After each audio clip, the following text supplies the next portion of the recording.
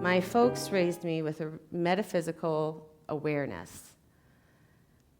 So if to seek first this kingdom, which I could not get out of my head, I loved this song, but to seek first the kingdom, well, my mom and dad taught me that everything is everything.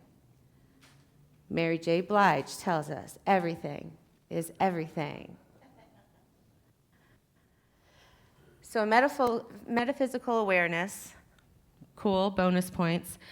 Now, I won't brag that it was in metaphysical consciousness, because that means including and loving and understanding your responsibility in the world, right, showing up. So I had a metaphysical awareness, but not necessarily a metaphysical consciousness, where I took ownership, realizing that I'm the kingdom. No pressure. Wow. But I knew it was true. I knew it was true. There was not something outside of me. There was no kingdom. You could call it a kingdom. You could call it Father. But I saw people, and I knew people who called it earth, who called it love, who called it universe. So what was this kingdom that I couldn't get out of my brain, this hymn? I just kept singing it over and over again. I'd always come back to it even after I bailed on the fundamentalist youth group. But then just this week, many of you guys should check out some of Sam's meditations. By the way, there will be a Meditation in Me class after today's service and September 15th. She was the featured meditation person at the Reardon Clinic at the Pyramid, and she shared an exceptional meditation experience that brought a lot of people together, and they could feel the oneness. And it was brought up that many of the people who were there were from Unity. And there was a young lady who was curious about what this unity was, and after Sam's meditation was complete, she came up to me and said, "So, if you guys here, let me get this right." She says, "I was raised to always seek the kingdom of God." She doesn't go to Unity. She doesn't get our newsletter. She didn't know what I was talking about. She says, "I was raised to always seek the kingdom of God, and that Jesus is God. So what do you guys do if you're not seeking his kingdom?" And it was a bit of a wake-up call to remind me that as much as I love and thrive in my Unity community, we live in a region or an expanded community that has some embedded theology of fundamentalism, that they can't shake some of the words, and words mean things. Where words come from mean things, how you use them. The power of life and death is in the tongue, Proverbs 18:21. You'll be quizzed later. Not really. But it was, one, mind-blowing that she called out the name of my talk, which I pointed out to her. I said, "Well, if you're interested in coming this week, my topic is actually about seeking first the kingdom. And it is to seek first the self-care for the corporeal kingdom, principle 2, which allows for authentic expression, principle 3,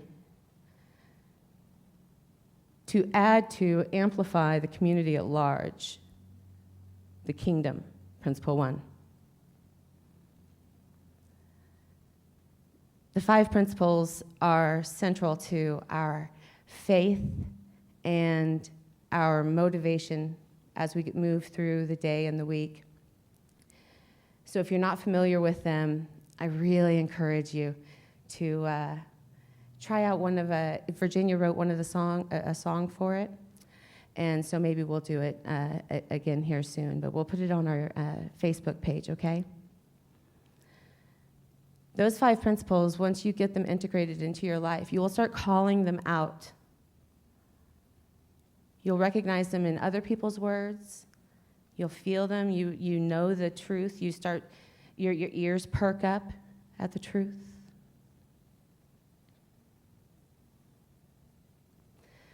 So seek first the kingdom. As I said, words mean things, and the word seek, originally, the Latin, means of God. Desire of God. Now, if you look up the current definition, it includes the word to beseech. And that is not the affirmative flair that we approach life with. So knowing and hanging on to the truth of what seek means, let's move into seek first, which is a little easier to wrap your head around because all it's really talking about is prioritizing. Seek first is the concept you want to get, not the seeking. When you seek, you're wandering from your ego. Eric Butterworth in Practical Metaphysics, another book that is available in the library, check it out. He points out that when we're coming from the wandering frontal lobe, there is nothing for you to share or speak, as pointed out in Matthew 8:4, to tell no man, tell no woman, tell no person.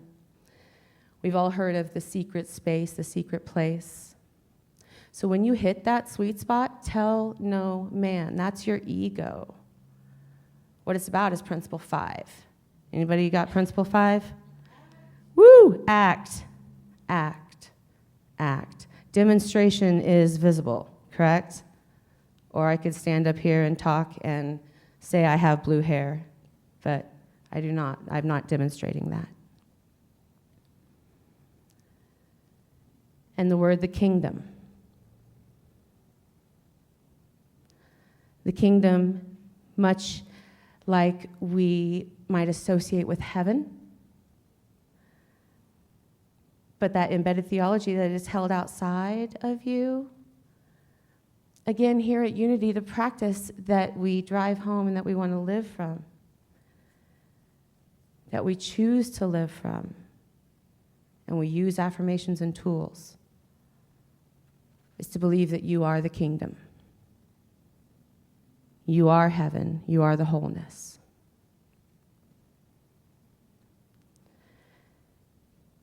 So when it comes to taking care of your human kingdom, did anybody get up this morning and run a mile? Maybe do their... Yes, Donald, yes. Walked for 30 minutes. More, yeah. I went up and down the stairs about 27 times, nervous, but yeah. Some of us get our exercise and our energy in different ways, don't we? But one of the important things is exercise, right? And rest and retreat. And there's a word that is critical: Sabbath. That you take a Sabbath, a reverent break, to decorate your kingdom, to elevate your kingdom, to activate your kingdom. Whatever you're doing with it, share it, hopefully. You never have to. But then there's one of the secrets: you're doing it by default. I'm watching you. Everybody's watching you.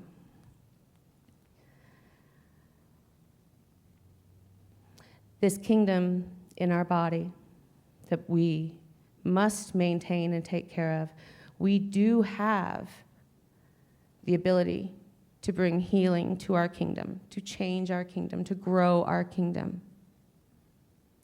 Myrtle Fillmore has famously healed herself through her affirmations and dedication, and she affirmed her state of wholeness, but also the efficacy of the tools she knew were available to her. This is not an I dream of Jeannie, bonk, and your leg's not broken. We understand that change, evolution takes time. Repetition, affirmative habits. Something really cool is this kingdom in your body. I was thinking about it, it regenerates without any of your, what's the power of the month? Will. It regenerates without you telling it, oh, I need to grow my toenails. Oh, I need to circulate my blood. Your kingdom is an entire system operating without your will. You don't even have to worry about that.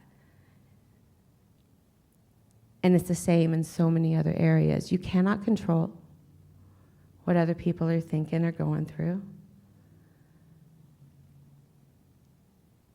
Your will is activated when you choose to express yourself.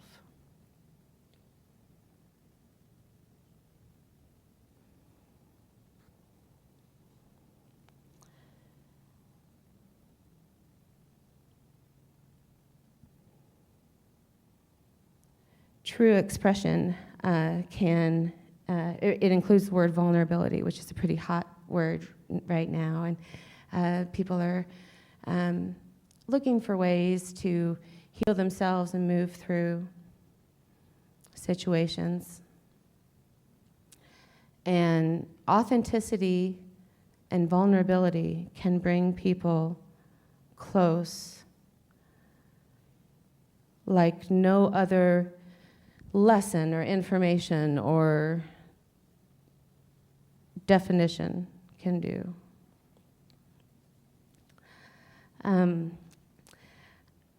I was leaving the house this morning, and because of some connections that I have with people here, I started to get a little shaky in my knees. Some of you don't know that I'm over here sharing with you guys now instead of in the youth department. I have taught and led classes and things in the youth department for the last 7 years. And so this morning I thought about, wow, I get to go talk to grown folk. And this is going to be great. They're going to know what I'm talking about. They're going to get it. And then I started to hear this little voice go, but they have their embedded theologies. A different version of you exists in the mind of every person. So what can I do about that? Nothing. I can show up. I can just show up. And so I get in my car and I'm thinking of what my dad always tells me, just show up.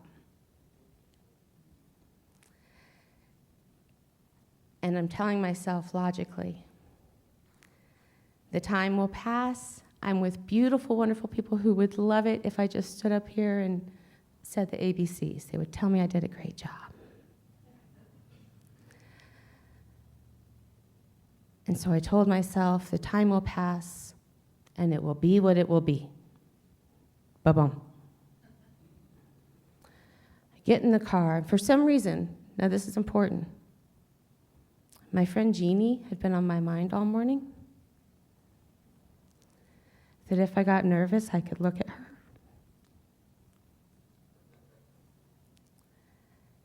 And so I get in the car, and this whole other shift of the exact thing I'd been telling myself comes out of the radio.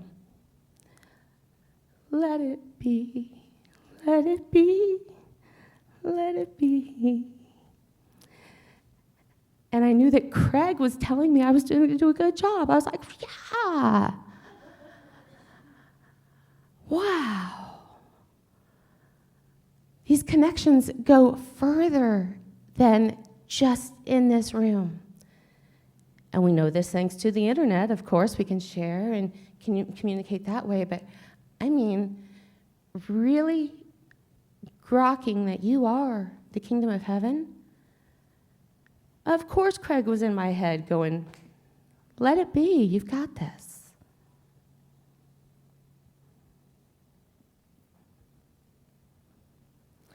And so that moves us into a few minutes of exciting conversation. Where am I at?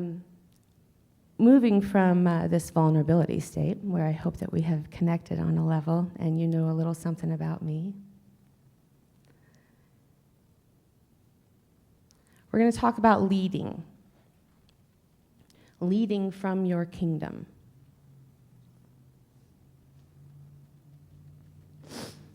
You are leading without knowing. Philippians 2:13, it's God at work in you. So you might be mindlessly walking through Dillon's down the aisle. Oh, pardon me, generic grocery store. And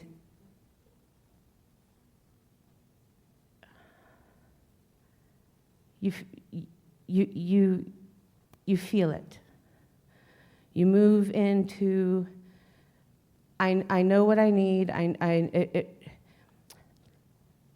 Let me back up. There is something that I hold myself up to as to whether or not, and my friend Jeffrey does this fabulous YouTube channel where he shows his receipt from the grocery store and what he's going to eat all week and how he saved money, which is great. I hold myself to a pretty high standard with that too.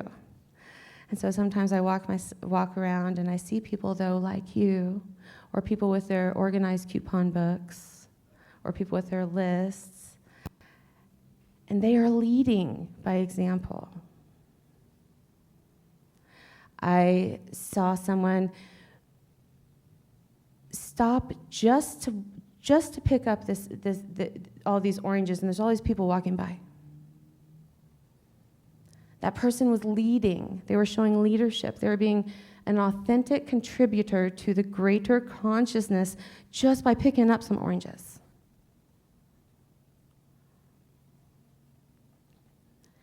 When you are comfortable in your joy, in your safe space, you shine and you don't even know it. And again, that's where people are watching you.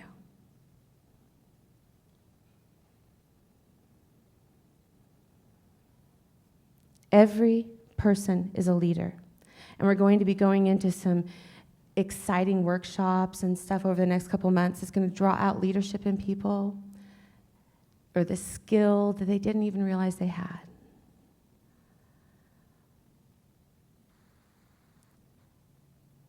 Every person is a leader. Not every person is a manager. And not every manager is a leader. No? But you are. And I want to see how you lead. 2 weeks ago, Sam shared a survey with everybody. And in this survey, you were asked specific questions. I'm going to rattle off some stuff to you that I couldn't have asked for better results. This is awesome. Here I am talking about seek first the kingdom, which is you, activating the kingdom, and amplifying the greater kingdom, okay? Greater kingdom at large, right? So question, why did you first decide to attend Unity? Half answered community. Community. Why do you continue to come to Unity on Sundays or throughout the week? Community. Social connections, discussions, people, sense of home. To grow, learn, prosper, spiritual mastery through community. And I'm one of the people running the leadership program, so I'm getting really excited about all this community stuff you guys say you want. You say you want it, so it's coming. What do you most appreciate about Unity of Wichita? Over half the people said people in fellowship. What would you like added at Unity of Wichita? What would inspire you? Social groups, group retreats, service teams, and classes. and even on Sundays. What most inspires you in Sunday morning services? A third of you guys said the coffee social time, the community support, and the time with friends. The way you show up with each other is making an impact. It's making a difference. Your answers say such. You each have so much to give, so many gifts. And if you're not familiar with your gifts or identifying them, there are 12 listed, and you can explore just your spiritual gifts, the powers from the Fillmores, or relax. Remember that you're the kingdom. You're actually all the gifts.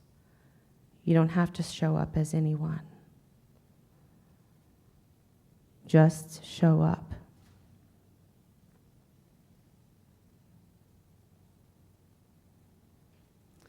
So 2 weeks ago, Sam said all service is spiritual. We know this because we can affirm the degree and direction. Last week, Donna encouraged us, trust yourself to answer the call. Know yourself and what feeds you. And today I opened with self-care to find your joy space and express authentically in your leadership.